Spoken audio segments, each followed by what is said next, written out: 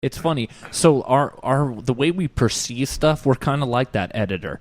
We can chop something up and perceive anything to be offensive, to be not what we want, to be not what we deserve. Yeah. Or we can flip it, and there is nothing that we have to perceive as hurtful.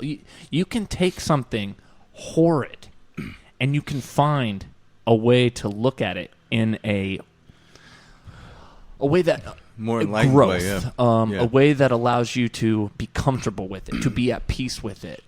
There is no challenge in life, there is no obstacle in life that is meant or made to have us crumble. Or isn't made from mind.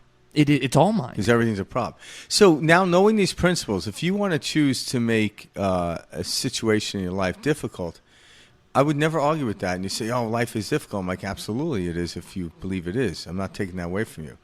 But when you start to understand these principles, why would you choose to utilize that experience and the output of it? Why would you choose that if it's not a preferential one? That's all we're talking about here. Exactly. So like there's these laws that govern the universe that Frank and I talked about. Principles within the laws. And principles.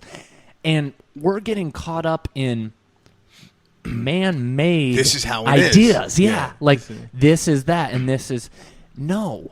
Allow the universal unified field to simply take care of whatever is going on. Yeah. And you don't have to.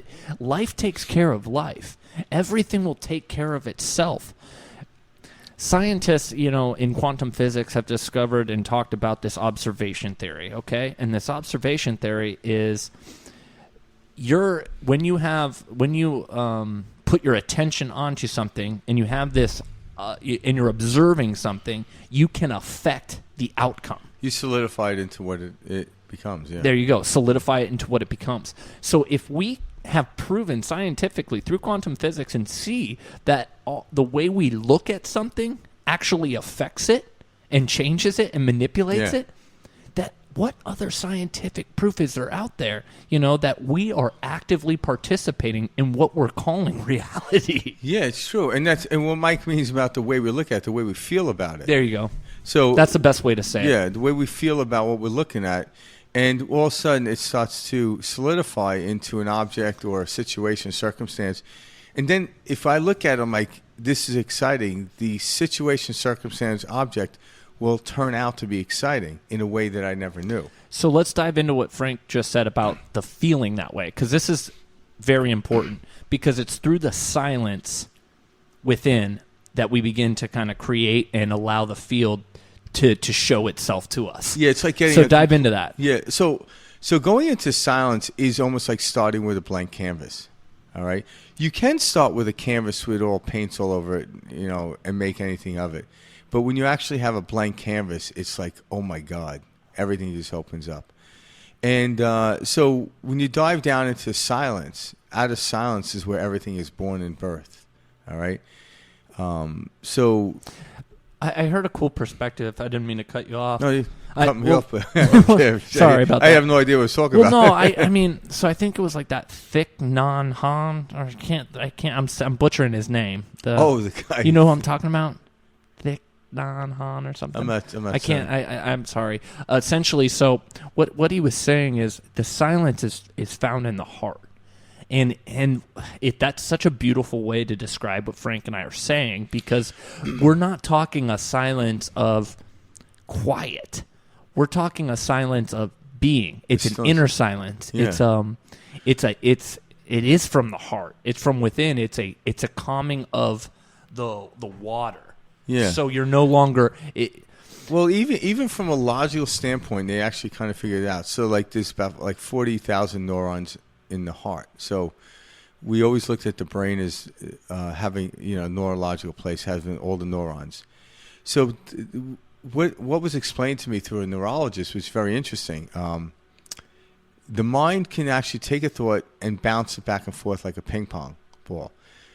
But when the heart actually gathers information through the effects of the neurons, which, is where information comes through, it doesn't bounce it back and forth like a ping pong. It's curt. It's very frank. It actually just comes out. So heart will say, do this. Well, the mind will maybe I should do this, maybe I should don't do that. The gut's the same way, but the heart comes pure and it comes quick. And when you actually listen to the heart, it's a stillness or a silence, and then you act on it. It's more of a contemplation rather than a thinking.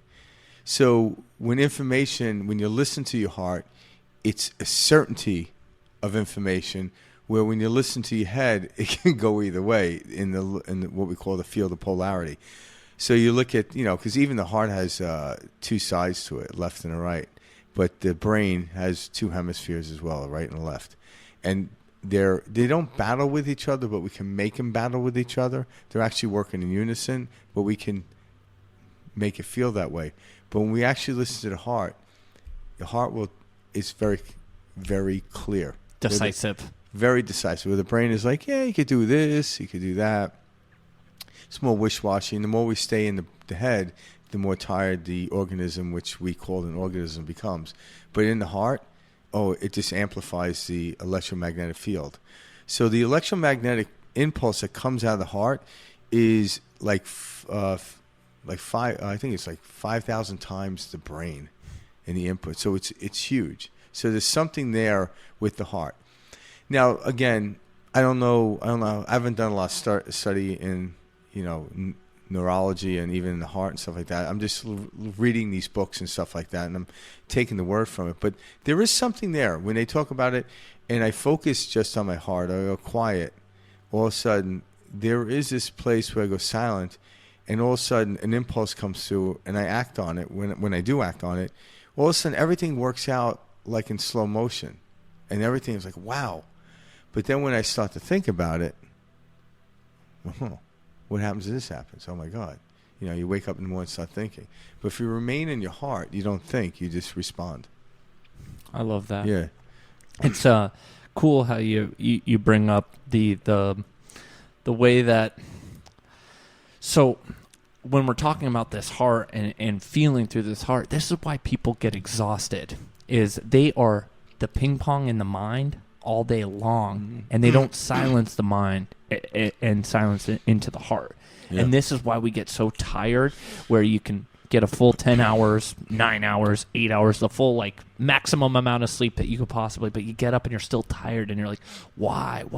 It's a mental exhaustion. It is a back and forth monkey mind. It is the ping pong ball. That's what exhaustion you're experiencing, because guys, I know this feeling. I went through it for years, and it wasn't until these concepts allowed me to open up my heart, allowed me to see I have been running around my mind like a hamster wheel for decades. And it was painful, because it was the same stuff over and over, and the same type of problems, just different ways and different formats. And I was going, why is this happening to me? Why is this? Guys, nothing is happening to you. You are happening to you're witnessing and experiencing your inner world. That's all this is. You're hallucinating your inner world and calling it reality.